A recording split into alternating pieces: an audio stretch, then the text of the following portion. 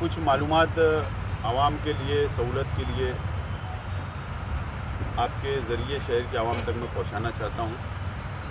तो सबसे पहले तो हम लोगों ने पार्किंग का इंतज़ाम किया है, जो महाराष्ट्र साइजिंग के बिल्कुल बाजू में और जाफर नगर के सामने महाराष्ट्र साइजिंग के बिल्कुल बाजू में जो खुला हुआ मैदान है, जो हमारे यूनिवर्सल साइजिंग वालों का है, वहाँ पर इंतज़ाम रहेगा। मोटरसाइकिल है, साइकिल है, 4 व्हीलर है।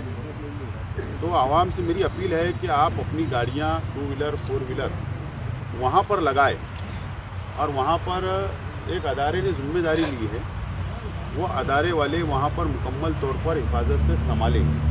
रोड रास्ते के ऊपर ना लगाया जाए, ट्रैफिक जाम ना हो, आने जाने के लिए दुश्वारी ना हो।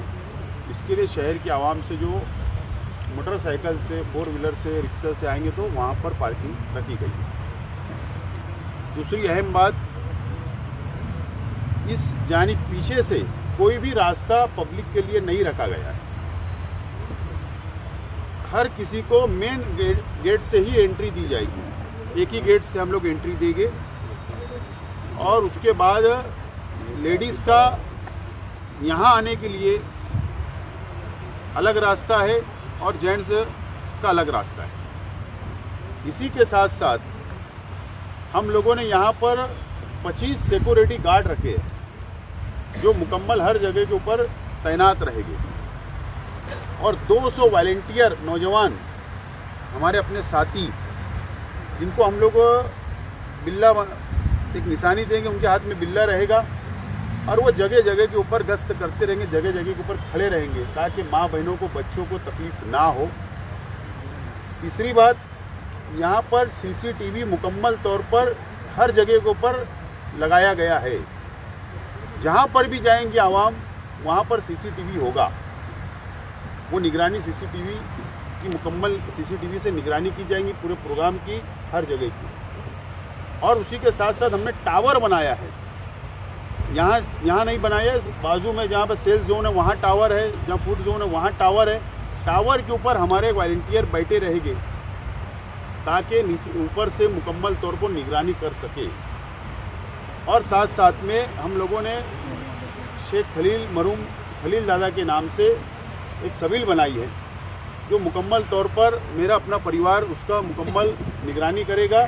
हम लोग उसका इखराजात हमारा पर्सनल हम लोग को उठा रहे हैं मुकम्मल तौर पर। वहाँ पर हमारे परिवार के लोग, हमारे साथी बैठकर वो पूरी सबिल फ्री में वहाँ पर हम लोग और अलग तरीके से भी इंतज़ाम करेंगे आवाम के लिए। वो हमारा फैसला, वो भी एक इंतज़ाम है। लेडीज़ के लिए भी हम लोगों ने बाथरूम का इंतज़ाम किया है, अलग से बहुत सेपरेट किया है, वहाँ कोई भी नहीं जा सकता सिवाय लेडीज़ के। और जेंट्स के लिए भी हम लोगों ने टॉयलेट का इंतज़ाम किया है।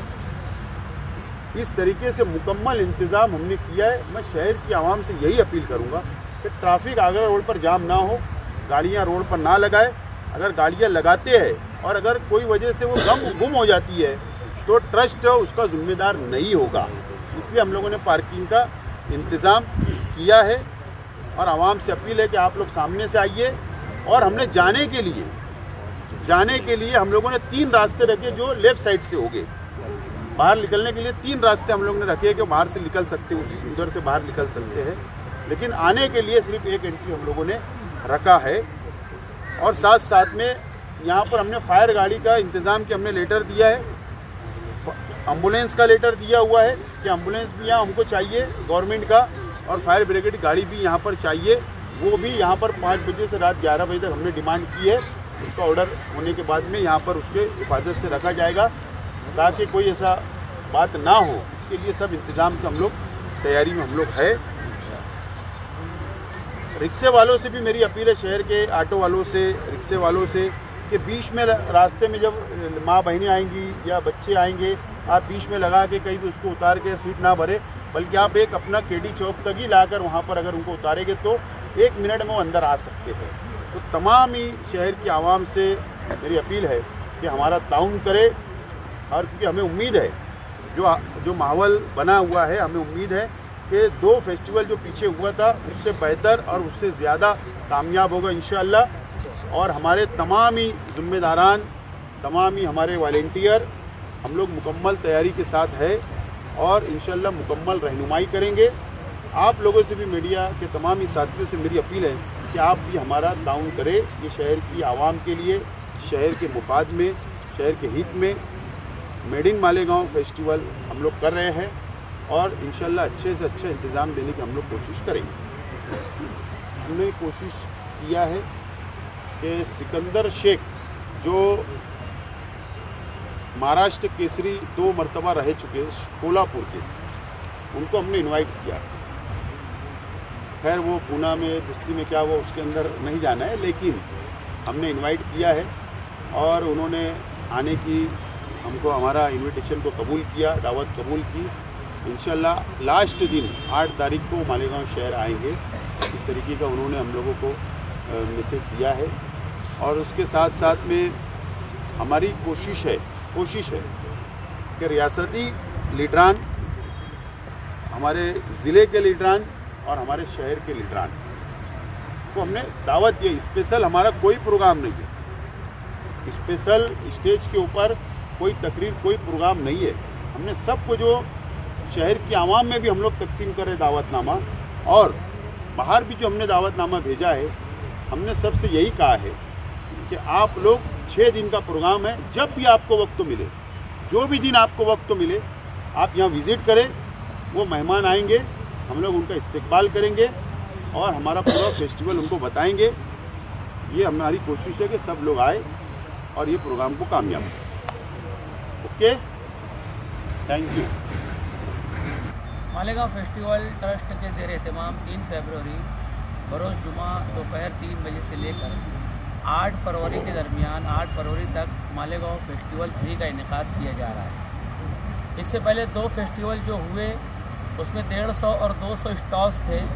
इस मरतबा मजमूई तौर पर 205 स्टॉल्स हैं यहाँ पर, जिसमें 137 स्टॉल जो है made in Malegaon sell zone में 137 स्टॉल है, 137, और इसी तरीके से 68 स्टॉल जो है वो वहाँ पर है फूड जोन में।